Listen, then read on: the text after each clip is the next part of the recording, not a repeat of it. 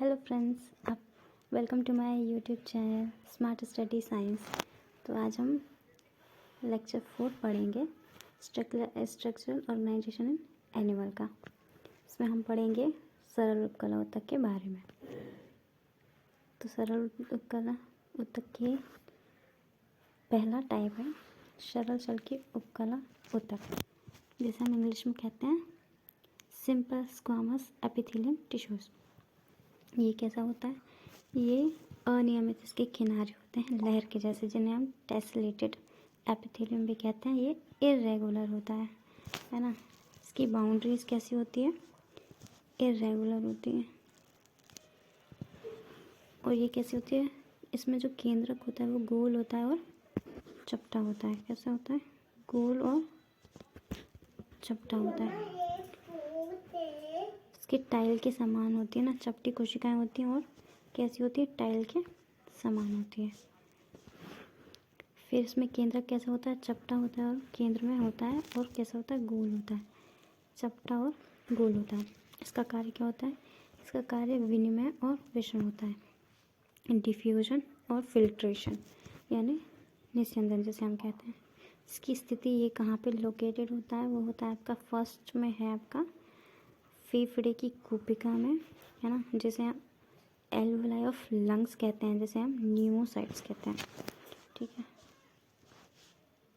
फिर आता है आपका सेकंड, रक्तवाहिनी का आस्तरण करता है ये ना।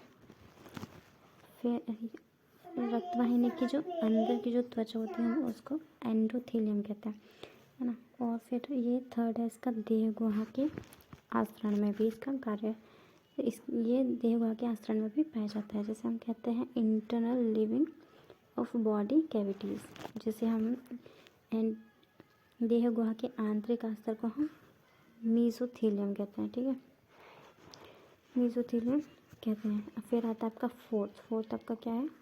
बोमन संपुट। बोमन संपुट की आंतरिक भित्ति में भी आपकी सरल शल्कीय उपकला पाई जाती है, और ये इसकी बाउंड्री, इसका कैप्सूल होता है जिसको हम कहते हैं बोमन संपुट का जो कैप्सूल होता है उसमें पोडोसाइट सेल होती है। कौन सी सेल होती है? आपकी पोडोसाइट सेल होती है। ये रही आपकी पोडोसाइट सेल। ठीक है। फिर आते हैं हम नेक्स्ट सरल घनाकार उपकला। ये होती है, इसे इंग्लिश में कहते हैं सिंपल क्यूबॉइडल एपिथेलियम टिश्यू। ये कैसी होती है? ये होती है आपकी इस टाइप से घन के आकार की, ऐसे गोल गोल। इसमें केंद्र कैसे होता है? गोल होता है और केंद्र में होता है इस टाइप से। ठीक है। तो ये केंद्र किसका? गोल होता है और केंद्र में होता है ना। ये रहा आपका केंद्र में गोल, राउंड एंड सेंटर में। ठीक है। अब हम इसके कार्य पर आते हैं। तो इसका कार्य हम बताते हैं आपको। कार्य इसका होता है स्त्रावण और अवशोषण। ये क्या करता है? स्त्रावण का कार्य करता है ना, सीक्रेट करता है, और अवशोषण करता है, एब्जॉर्ब करता है। राइट। इसलिए लोकेटेड कहाँ पे होता है? यह होता है थायराइड की पुटिकाओं में। ठीक है। और ये होता है ग्रंथिल वाहिनियों में भी होता है। आपकी जो ग्रंथिल वाहिनियों की जो पतली नलिकाएं होती हैं उनमें होता है। फिर होता है आपका वृषण एवं अंडाशय में। वृषण की जो जनन कला होती है उसमें घन के आकार की कोशिकाएं बनी होती है। फिर आता है आपका नेफ्रॉन के नलिकीय भाग में। ये होता है आपका बोमन संपुट। ये जो ऊपरी भाग है आपका, ये बोमन संपुट है। ठीक है।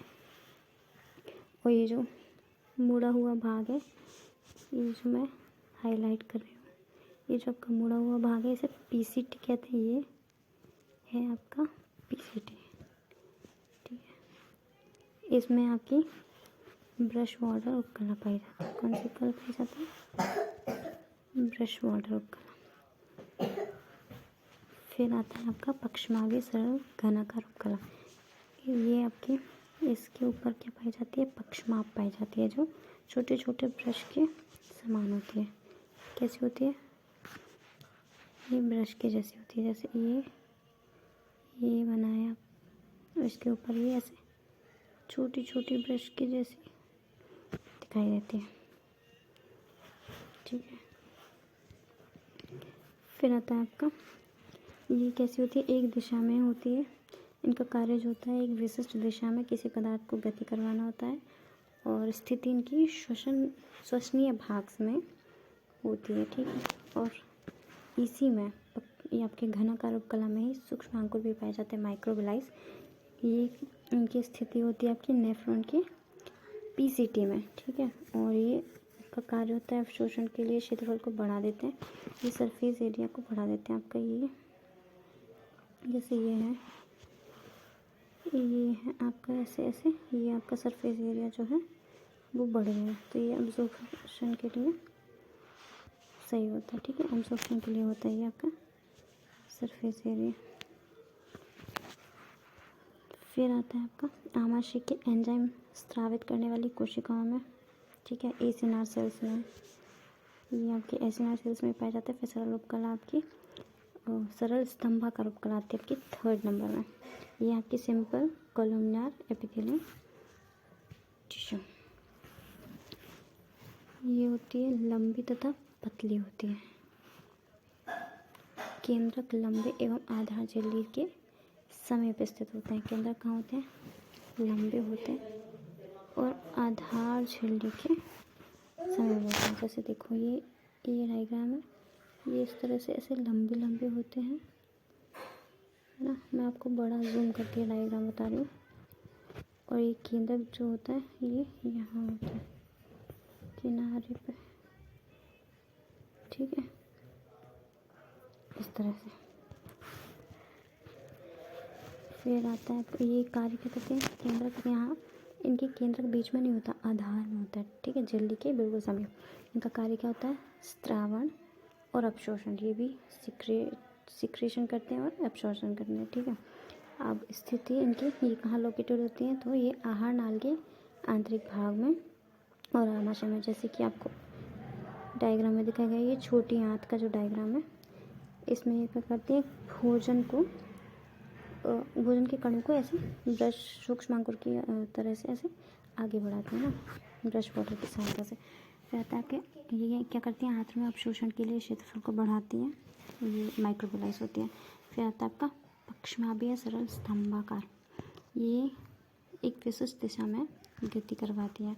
ये आपकी पाई जाती हैं, ये लोकेटेड होती है अंडवाहिनी, डिंब वाहिनी और फैलोपियन नलिका, ओविडक्ट, फैलोपियन डक्ट, इनमें ये पाई जाती है पक्षमाभीय सरल स्तंभाकार उपकला।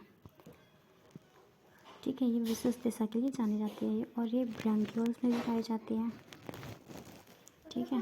फिर आता है आपका एक और 4th टाइप और होता है कूट स्तरित उपकला उत्तक, है ना, स्यूडो स्ट्रेटिफाइड एपिथेलियम टिश्यूज। ये दिखने में तो ऐसे होती है जैसे कि ये आपकी स्तंभाकार उपकला है। ठीक है। ये स्तरित दिखाई देती है हमें, इस तरह के जैसे दिखाई देती है, जैसे हम इसे बनाए ऐसे, ये ऐसे ऐसे ऐसे, कुछ छोटी होती है कुछ बड़ी होती है, ऐसे ऐसे दिखाई देती है। तो हमें ये एक स्तर के समान फील होती है, इसलिए हम इसे स्तरित उपकला कहते हैं। इसमें पक्षमाभ पाए जाते हैं।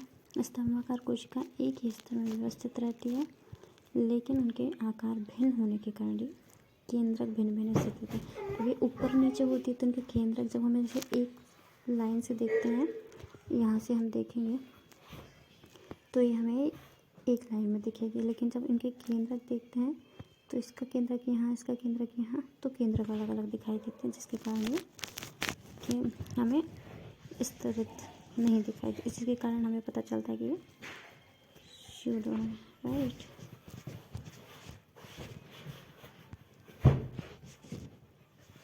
ठीक है। फिर हम आगे बढ़ते हैं।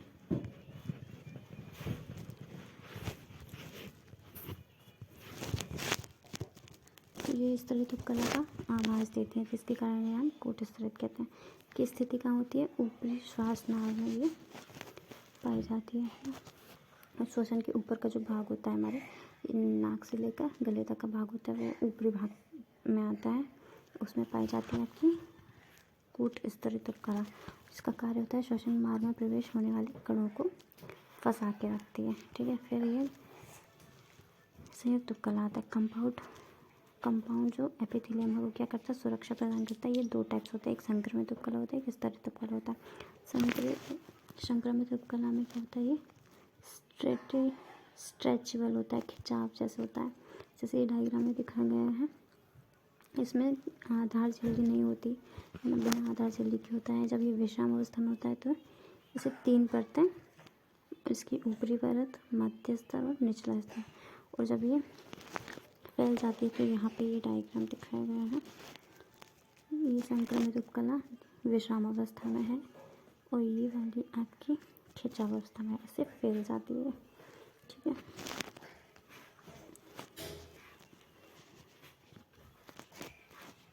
फिर आपका स्तरित उपकला में क्या होता है, ये नॉन स्ट्रेचेबल होती है, इसमें खिंचाव नहीं होता। ये भी 3 स्तरों में पाई जाती है, ऊपरी स्तर, मध्य स्तर। ये बहुभुजी कोण होती है ना, इसका आधार झिल्ली उपस्थित होती है, आपकी स्ट्रेटिफाइड एपिथेलियम में आधार झिल्ली उपस्थित होती है। और ये स्तरीय शल्य की उपकला जो होती है ये 3 प्रकार की होती है। इसमें केराटिन युक्त होती है और केराटिन विहीन होती है। ठीक है, ये आप इसका डायग्राम से समझ सकते हैं कि ये आपका पेल्विस है ना, ये आपका मूत्राशय है, ये मूत्र मार्ग में पाई जाती है यहाँ की स्ट्रेटिफाइड संक्रमित उपकला। ठीक है, संक्रमित उपकला जो होती है आपकी मूत्र मार्ग में पाई जाती है। जब यूट्रस भर जाता है तो ये ऐसे फैल जाती है, खाली हो जाती है तो ऐसे सिकुड़ जाती है। ठीक है, आज के लिए इतना ही, मिलते हैं नेक्स्ट वीडियो में। Till then take care, like, follow and subscribe. Thank you.